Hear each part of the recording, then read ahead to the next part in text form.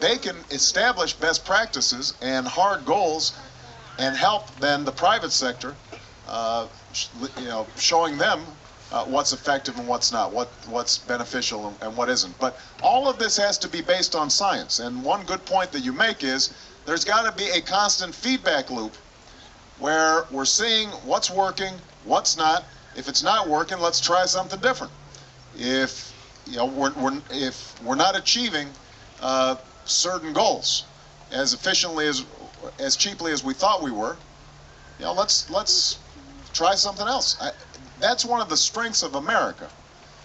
I was talking to Mr. Mack about this farm's been in the family since 1732. All right, 1732. So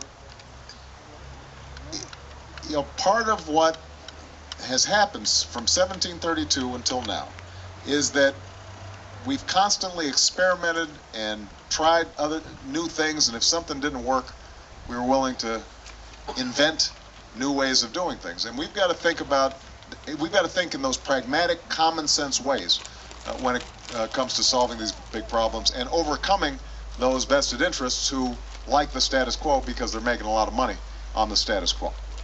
Right here. Senator Obama, at DePaul University, you stated you wanted to dramatically reduce stockpiles of our nuclear weapons. Yes. What are the first 3 steps that you're going to take to dramatically reduce our nuclear weapons?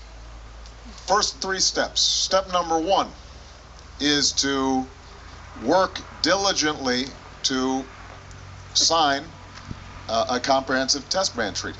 I think it is appalling that we made a decision not to pursue that, in part because Bush and Cheney decided they might want to develop some new nuclear weapons, which was completely contrary to the non-proliferation treaty that we were signatories to and that had built this regime of actually reducing nuclear stockpiles over the last 2 decades. They stalled that. We've got to spark that and get that done. No pun intended. We need to negotiate then directly with Russia, starting with some confidence-building measures that are in both of our interests, taking off of hair trigger alert some of the nuclear weapons that are pointed at each other and are still at the same hair trigger alert levels that existed during the Cold War. That makes no sense. And that, taking those simple steps, then set the stage for a comprehensive renegotiation of the Nuclear Non-Proliferation Treaty, in which the United States says to primarily Russia, but also the other nuclear powers, we are committed to reducing our stockpiles, if you are too, and let's start bringing them down. That will give us leverage, by the way, to deal with Iran and North Korea. Because part of the problem that we've got right now is that we're trying to put pressure, rightly, on countries like Iran and North Korea to stand down on their nuclear programs. And yet we've shown no willingness to do any work on ourselves to reduce the nuclear threat. And so, understandably, you get accusations of hypocrisy around the world. We've got to lead by example and by deed, and not just by trying to lecture to the rest of the world. Why don't you grab a mic? Yes, it's fun. It's a nice day. Let's go fishing. Any fish out here? Well, I didn't get my fishing license this year. Oh, okay. Well, first of all, thank you so much for your comments on DePaul, and also for your comments about applying and adhering to the Nuclear Non-Proliferation Treaty. I was at the World Conference Against Atomic and Hydrogen Bombs this summer in Hiroshima and Nagasaki, and met people who were actually there when the bombings happened and who survived these, and just the horrible atrocities that they went through. In your speech, you talked about securing fissionable materials for weapons grade. Now, I want to know, because there's not much difference between nuclear power and nuclear weapons in doing that. And talking about your green energy and clean energy, I really want to know if you'll commit to not funding nuclear power, because that is not a green energy. Well, I can't make that commitment. And remember, I'm always, when you're a politician, you're always tempted to get some applause. But on this one, I have to be more qualified.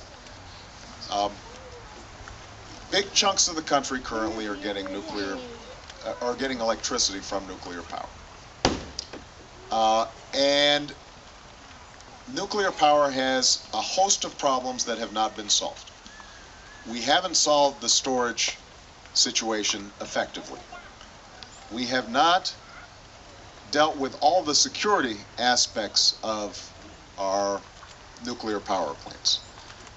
And nuclear power is very expensive. Construction of nuclear power plants is very expensive.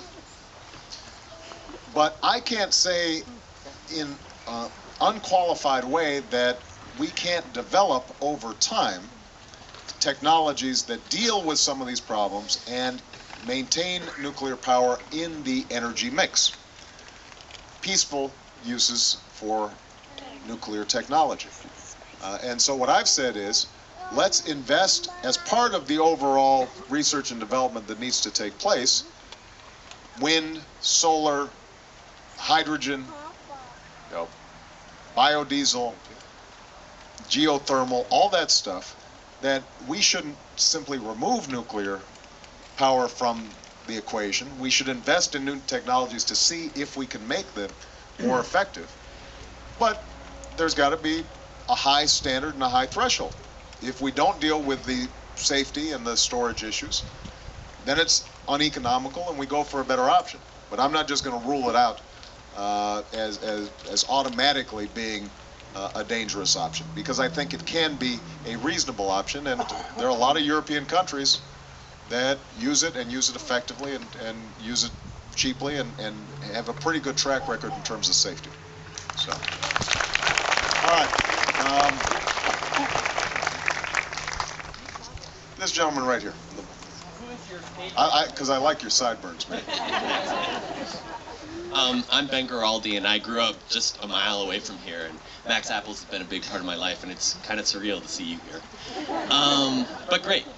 So my question is, who is your favorite past president of the United States, and why?